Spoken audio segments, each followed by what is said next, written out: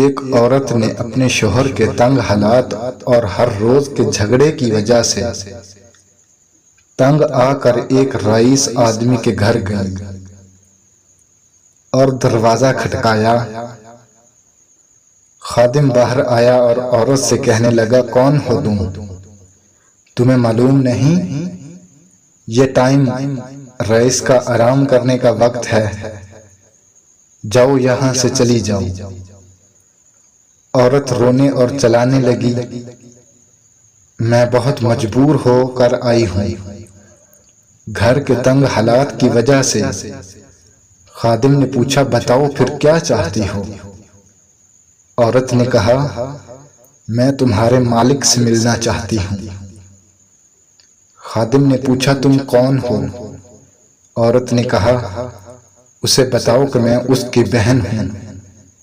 خادم جانتا تھا کہ اس کے مالک کی کوئی بہن نہیں ہے، تو وہ اندر گیا اور اپنے مالک سے کہنے لگا، دروازے پر ایک عورت آئی ہے جو دعویٰ کرتی ہے کہ وہ آپ کی بہن ہے۔ مالک نے کہا، اسے اندر لے آؤ۔ عورت اندر آئی، مالک نے اسے خوش دلی اور استقبال کیا اور پوچھا، تم میرے کس بھائی کی بہن ہو؟ اللہ تم پر رحم کرے۔ عورت نے کہا، میں آدم کی بیٹی ہوں۔ رئیس آدمی نے اپنے دل میں سوچا، یہ عورت واقعہ ہی بے یار و مددگار ہے، میں پہلا شخص ہوں گا جو اس کی مدد کرے گا۔ عورت نے کہا، اے میرے بھائی، شاید آپ جیسے لوگوں کو معلوم نہ ہو کہ غربت کا ذائقہ کتنا کڑوا ہوتا ہے۔ اسی غربت کی وجہ سے میں اپنے شوہر کے ساتھ طلاق کے دروازے پر کھڑی ہوں۔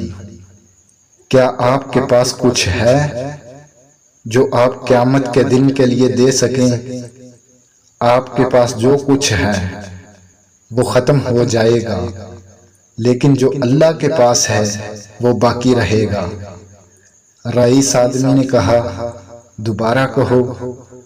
عورت نے کہا، اے میرے بھائی، شاید آپ جیسے لوگوں کو معلوم نہ ہو کہ غربت کا ذائقہ کتنا کڑوا ہوتا ہے۔ اسی غربت کی وجہ سے میں اپنے شوہر کے ساتھ طلاق کے دروازے پر کھڑی ہوں۔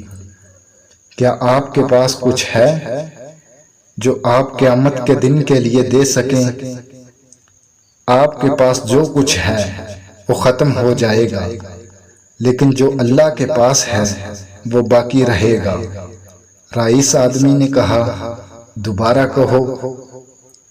عورت نے تیسری بار کہا، پھر رئیس آدمی نے چوتھی بار کہا، دوبارہ کہو۔ عورت نے کہا، مجھے نہیں لگتا کہ آپ نے مجھے سنا یا سمجھا ہے، اور دوبارہ کہنا میرے لیے ذلت ہے۔ میں نے کبھی اپنے آپ کو اللہ کے سوا کسی اور کے سامنے ذلیل نہیں کیا۔ رئیس آدمی نے کہا، اللہ کی قسم، مجھے تمہاری بات کی خوبصورتی پسند آئی ہے۔ اگر تم 1000 بار بھی دہراتی تو میں ہر بار کے بدلے تمہیں کئی 1000 درہم دیتا۔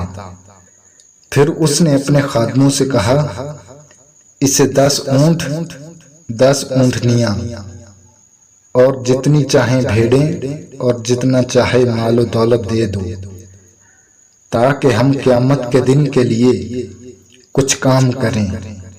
ہمارے پاس جو کچھ ہے وہ ختم ہو جائے گا، لیکن جو اللہ کے پاس ہے وہ باقی رہے گا، اور قیامت والے دن اللہ رب العزت ہمیں دنیا کے ایک دیے ہوئے کے بدلے میں 70 گنا زیادہ عطا فرمائیں گے۔